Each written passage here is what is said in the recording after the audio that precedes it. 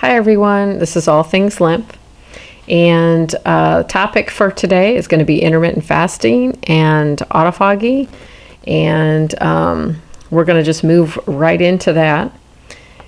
And I wanted to read an article real quick for you guys that I found on autophagy and what it is. I had actually never heard the term before. I knew intermittent fasting, and of course that's part of our treatment protocol for long haul COVID, but had not really ever heard this term, but it is to do with the intermittent fasting. So I thought we would go over this, and I'm sorry if I'm going to read this whole thing to you, but it's really important to understand this and why intermittent fasting is important, especially in long haul COVID patients because of the chronic inflammation that we have. So this helps to minimize that inflammation. So I'm just going to go ahead and start reading this. This is on Healthline, and I will put all the links of this in the treatment plan at the end of the treatment plan like I've been doing. And that, of course, will be in the description box. So the long haul COVID treatment plan will be there.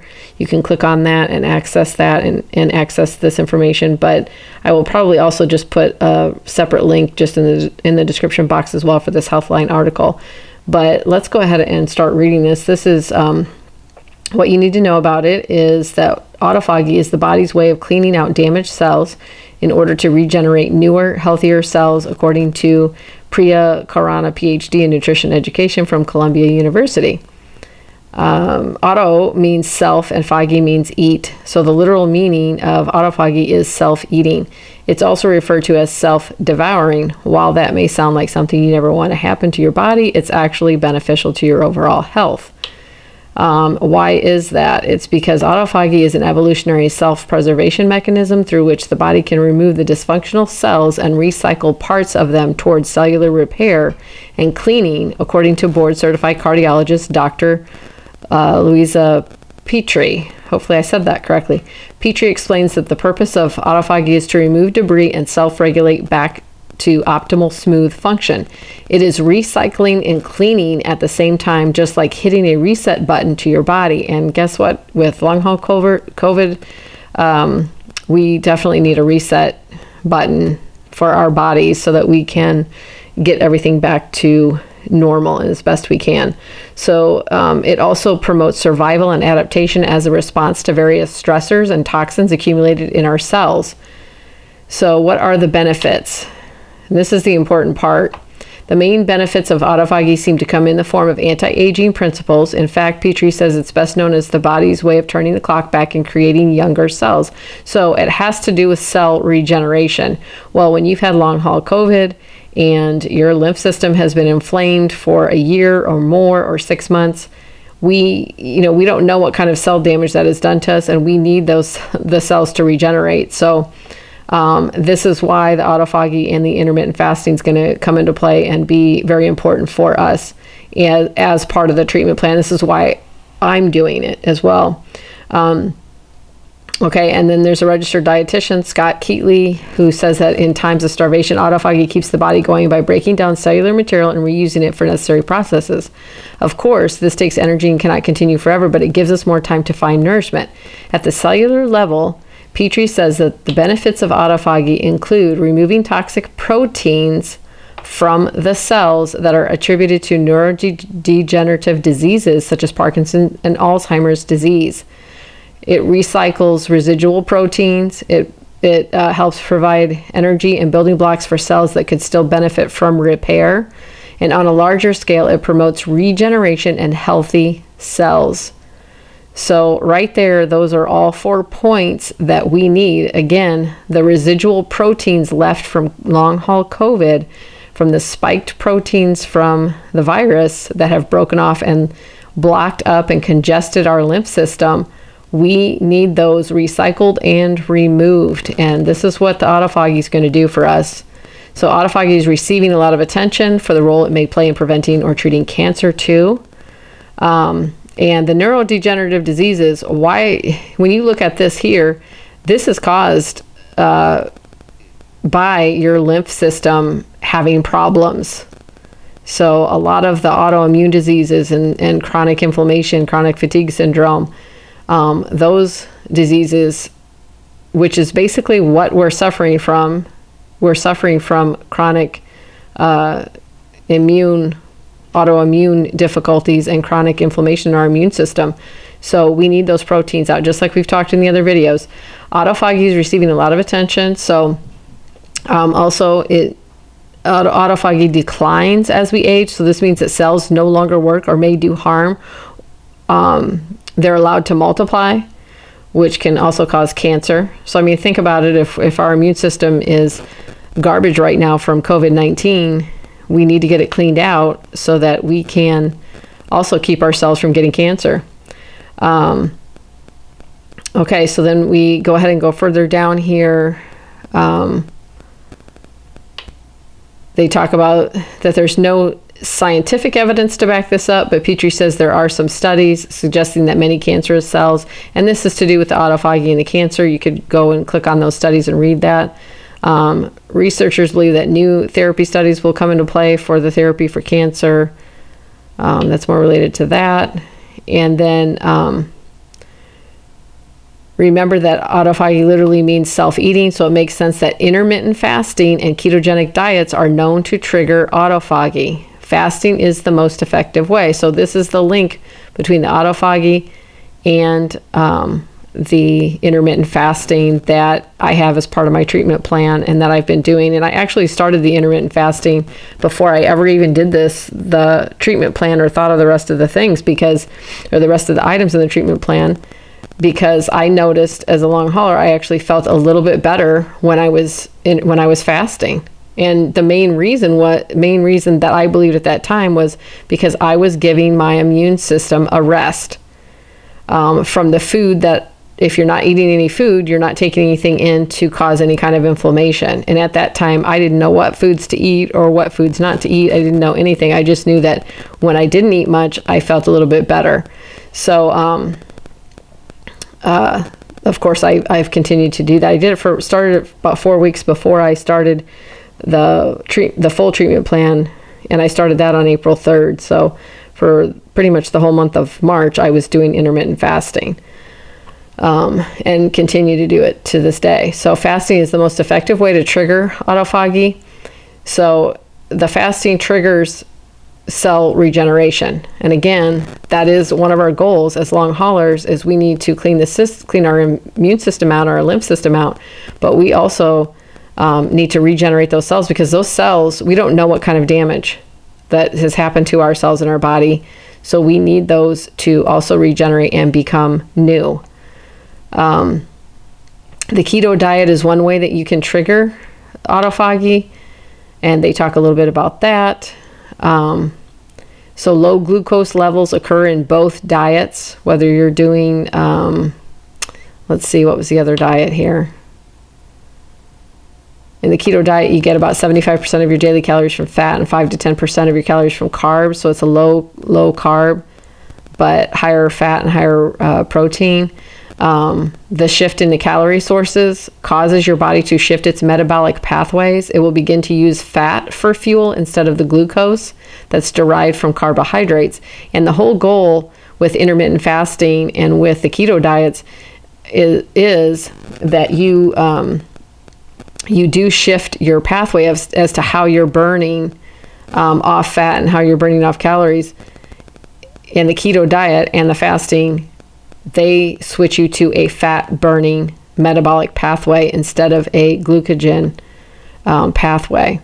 So low glucose levels, and right here it says low glucose levels occur in both diets and are linked to low insulin and high glucogen levels. So glucogen level is the one that initiates the autophagy. So that initiates the cell regeneration, where your body eats away the bad and damaged cells, and it replenishes it with new cells. So you want to achieve that. You want to achieve low insulin and high glucogen levels, low glucose, low sugar levels, so that you can have high glucogen levels, which triggers the autophagy. When the body is low on sugar through fasting or ketosis, it brings the positive stress that wakes up the survival repairing mode. And through that survival repairing mode, which is autophagy, you can regenerate those cells and help to repair your body from damage that's been done, especially from this spiked proteins off of the COVID virus. One non-diet area that may also play a role in inducing autophagy is exercise. According to one animal study, physical exercise may induce autophagy in organs that are part of the metabolic regulation processes. This can include the muscles, liver, pancreas, and adipose tissue. So again, liver is part of that immune system, and it's very, very important, super important in filtering out the proteins and the junk out of your immune system. Okay, so the bottom line, what's the bottom line of autophagy? It will continue to gain attention, obviously, as more researchers look into it, is how helpful it is for our body. But let's see. But if you're interested in trying to stimulate autophagy in your body, Karana, who is this person that was talking in the beginning of the article, she recommends starting by adding fasting and regular exercise into your routine. And obviously, always consult your doctor if you're taking any medications or are pregnant, breastfeeding, or wish to become pregnant, or have a chronic condition such as a heart disease or diabetes. Karana cautions that you're not encouraged to fast if you fall into any of the above categories. So you do need to be careful if you're in any of these categories up here when you're doing the intermittent fasting. Now that's just kind of an introduction to it. That's on Healthline. It explains it a little bit there. So you can go ahead and look at that, and I'll put that link in the description box. And then I was going to show you, this is Dr. Sten Ekberg, and he has some really, really great videos. And this one here is about what is autophagy, 8 amazing benefits of fasting that will save your life. And he is a chiropractor, but he is also a naturopathic doctor. So you definitely want to watch his videos. He has millions of views on his videos. They're very good. These are some that I have watched, and this will definitely change your way of how you think about how your body works and actually what metabolic pathway you need to be using to get rid of the long haul COVID. Now, he's not relating this to long haul COVID, but it's a good video to tell you what autophagy is and also what you need to do for the intermittent fasting. This is a video on the autophagy, but then there's also a video on the, he's got a drink video that tells you the drinks, 15 intermittent fasting drinks that are great for when you are fasting. He also has another video for the top 10 foods to eat, intermittent fasting foods. And basically all of this, most everything that's going to be in your intermittent fasting foods is going to be, and the drinks, is going to be healthy for your immune system as well. So let's see here. What else did I have? Oh, and then this here, I wanted to make sure I told you guys about real quick. I found this article, and it's about one ingredient that will unclog your lymphatic system. And this kind of goes along with the steam packs that I told you I got, that I used in that third week of my treatment plan. I had started to use the steam packs and use them 4 or 5 times a day during that third week to get my left side completely unblocked so that I wouldn't have all the pain and everything in my neck and shoulder and arm. And if you recall, I had that, I had the spleen. By using those, it really helped to drain my spleen out. And I had that junk and stuff kind of spurt out of there, and then everything on the left side drained. Well, one way you can kind of ramp that steam pack treatment up is by using castor oil. And this article tells you a little something about that. So the lymphatic system is part of the circulatory system. which I don't really know if I agree with that, because it's part of your immune system. It works in conjunction with the circulatory system. No doubt, it definitely does that. But it is also, I consider it more under the, I mean, it's your immune system, but it works in conjunction or in tandem with the circulatory system. But instead of toting around oxygen, like blood or the lymph fluid picks up the trash, which we've talked about before, and then it goes on here, down here towards the bottom. You can unclog your lymphatic system with castor oil. So here's the castor oil, and then it goes on to explain. I'm not going to read the whole thing because you guys can certainly watch that. And then it also, on this article, has a video about how to do this treatment to ramp up those steam pack treatments. So you might want to watch this. This will be helpful to you.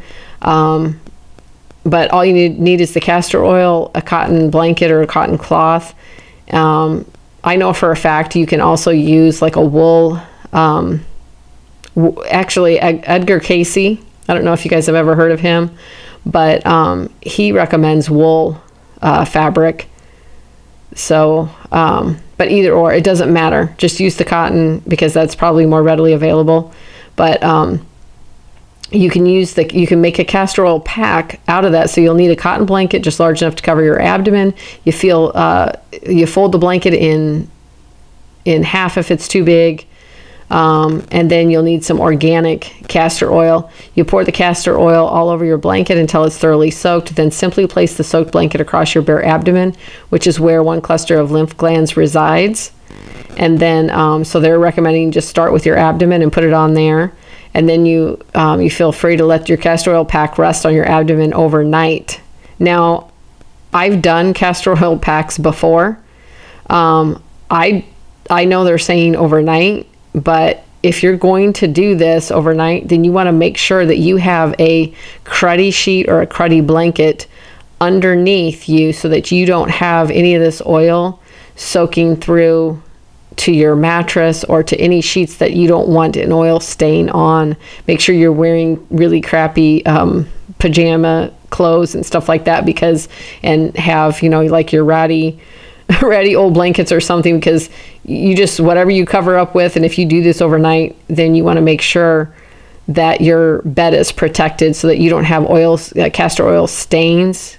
It's not going to be a dark stain or anything. It will just be like a oil stain on there, because the oil's pretty much clear. So anyway, that's just a word to the wise. If you do try this, I've done these castor oil packs before for other things. This is long before I ever had long haul COVID. And you can put these, you use, the way I did it and the way I was taught to do it was you put a heating pad. You put the castor oil on the cloth and everything, but you put the heating pad over it so that you warm the area up that you're applying the castor oil to, and then that accelerates it and it helps it actually soak into your skin better and all that thing to help muscle sprains. And that's what I was using it for, and it worked. It did work.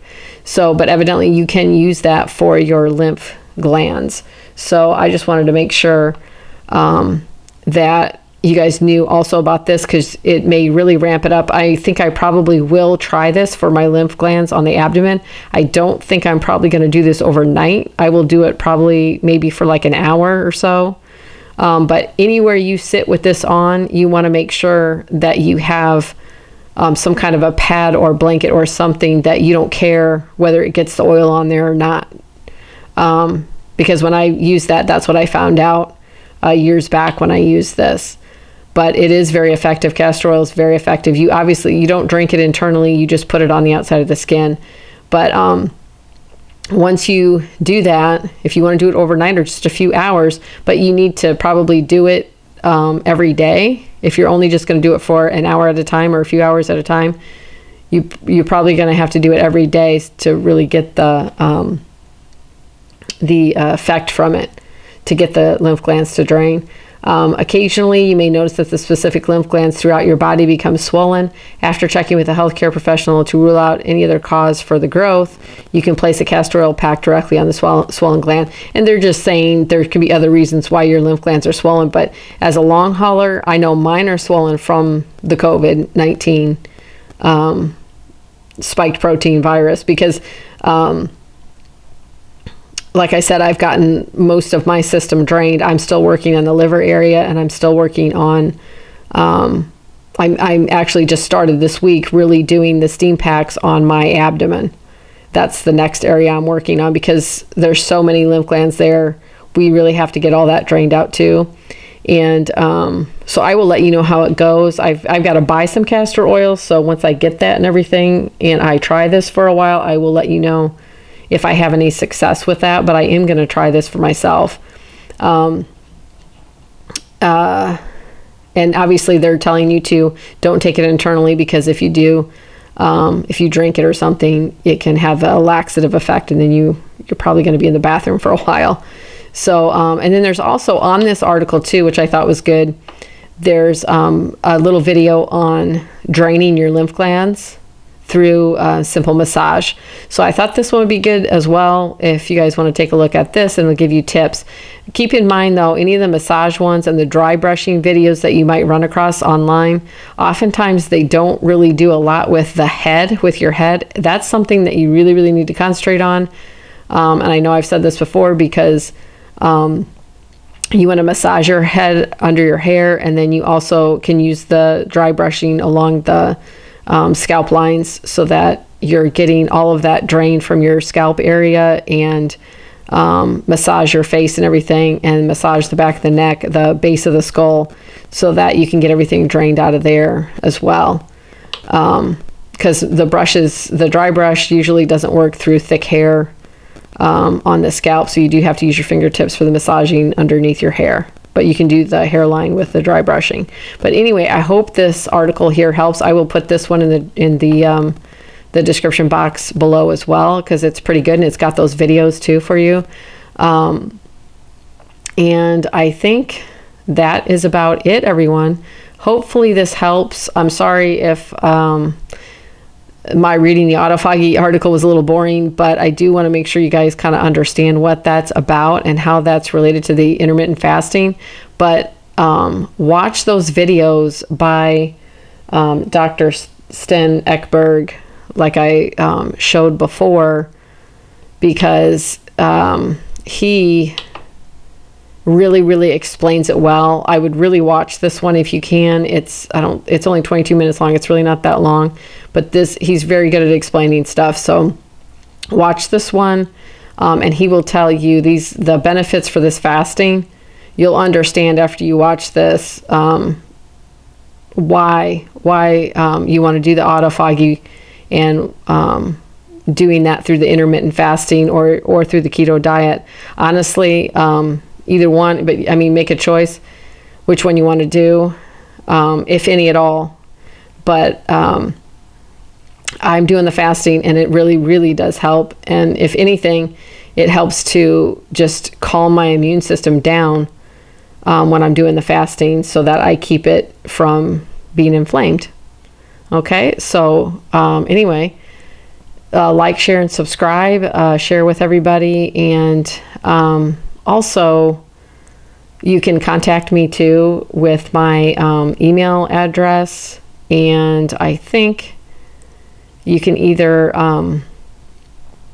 let's see here. Here it is. I got it. Contact me at allthingslymph1@yahoo.com, and you can email me there, or put comments in the comments section of the videos, and I can certainly get back to you through the comments. But otherwise, if you have further questions, or questions that are more than what you want to put in the comments, feel free to contact me on this email. I don't think I've given that out before, and I'm sorry for that.